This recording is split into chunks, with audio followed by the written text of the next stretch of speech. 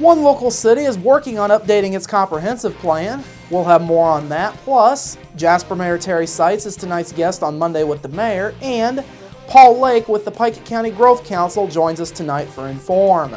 All of that and much more is up next here on the 18 WJTS News.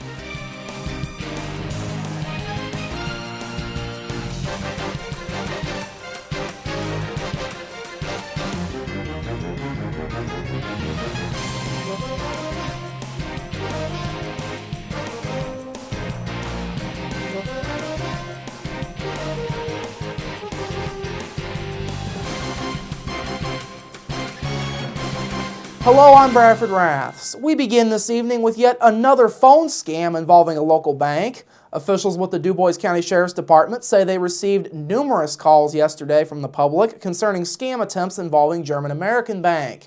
Callers are telling folks that their German American Bank accounts are involved and that they need personal information to solve the problem with the account.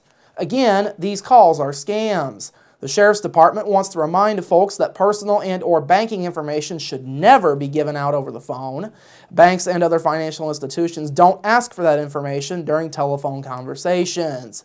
The department says some of the scammers will be persistent or even threatening. They say the best response to the calls is to hang up if you think that you are being scammed. Many of the calls are coming from a restricted blocked caller ID or from a phone number outside of our area. Now, this is the second scam in as many weeks involving a local financial institution.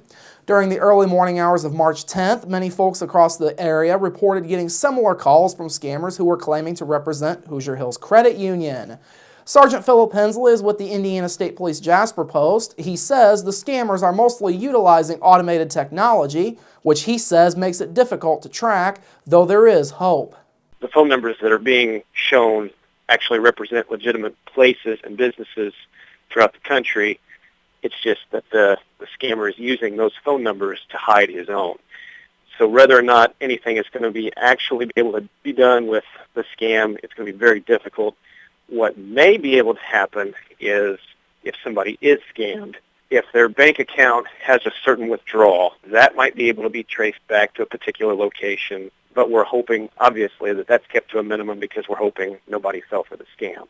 Anyone who has given out their personal or banking information is asked to contact their local law enforcement agency.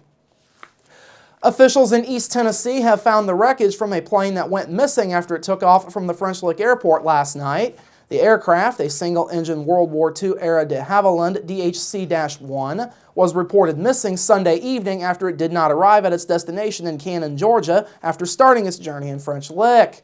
Officials with the Monroe County, Tennessee Sheriff's Office say the wreckage was found in the Cherokee National Forest in an area that's not easily accessible by vehicle. Crews were able to access the area by air. Authorities say the investigation into the crash is still ongoing.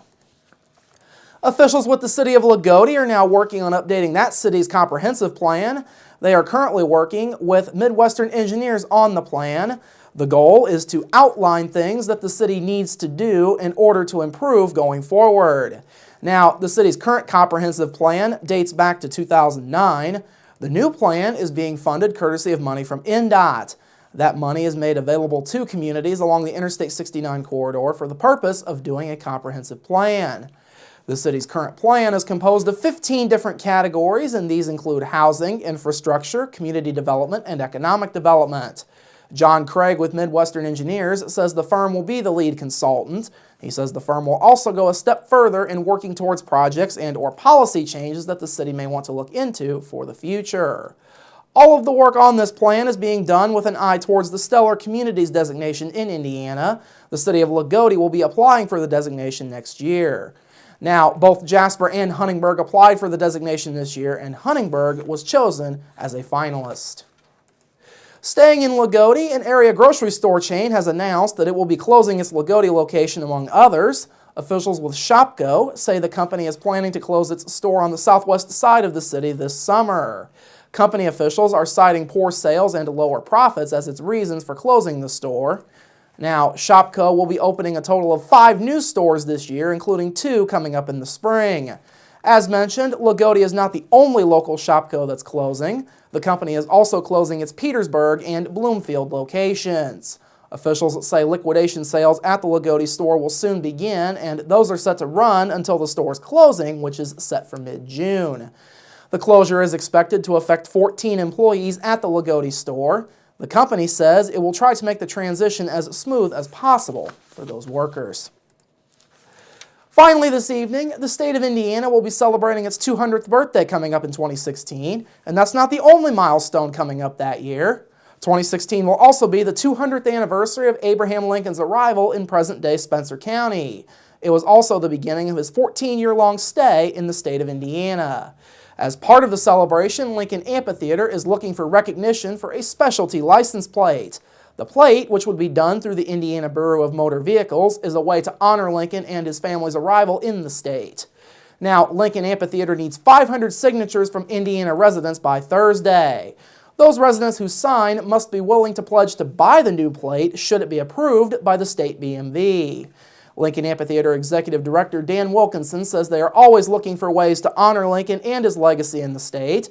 He says he is hopeful that residents in the area will support their efforts.